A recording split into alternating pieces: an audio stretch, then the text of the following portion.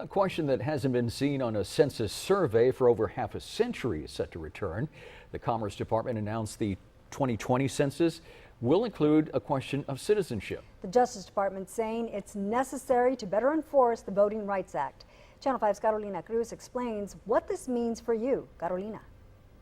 Census data is supposed to reflect total population, not just U.S. citizens. Folks I spoke to today fear that one question could result in an inaccurate picture of who's here. Oh, say, can you see? They come from different backgrounds, all with a common goal: to become U.S. citizens. Citizenship is another step in Juan Ramirez's American journey.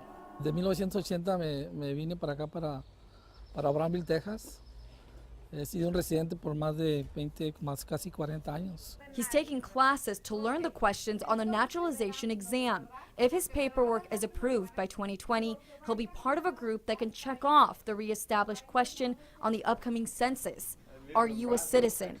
It was last seen on the 1950 census. Everyone benefits from the census, and that data is critical for the upcoming 10 years. The census is completed every 10 years to get a head count in our nation. Data is also collected in addition to the estimated population total.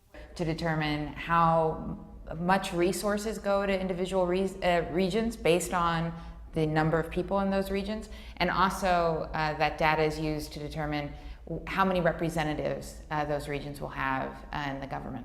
Last census cycle, a box questioning citizenship status wasn't a concern for Ramirez. Pasaron por mi casa, me acuerdo. Workers will pay you a visit if the form mailed to your house is incomplete or not returned to the government. They're looking to get a complete count of anyone and everyone who is in the country. Less resources will be allocated to a community that is undercounted. It's estimated for every household that goes uncounted, $100,000 are lost per year, amounting to billions over a 10-year span. According to Hool, the last census cycle, Hidalgo County was undercounted for several reasons: the rural area, lack of internet to respond to the form online, and mixed status families afraid to give out their information. Hool knows some mixed status families are unsure how they'll respond to the 2020 census, especially with the implementation of a citizenship question. According to the government, the data collected is for statistical purposes only, and the information is confidential. Still, Ramirez and Hool believe the number reflected in the count will be undercounted once again due to skepticism by some families.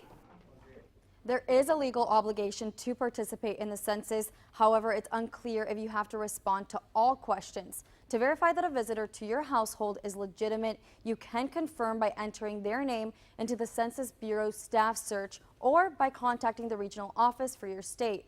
We're going to include a link to that site on our webpage. Reporting live in the studio, Carolina Cruz, Channel 5 News at 6.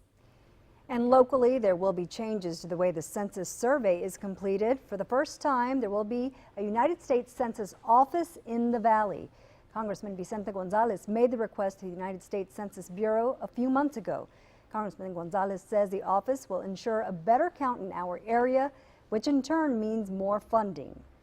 And I believe that by hiring people here in South Texas that know the region, that know the area, that know where rural communities are, that many times have gone undercounted, and we're able to reach those folks and knock on their door and find out who's there and how many people are in each household, and hopefully create more confidence and comfort to people knowing that it's neighbors here in the Rio Grande Valley who will be knocking on their door asking them some questions.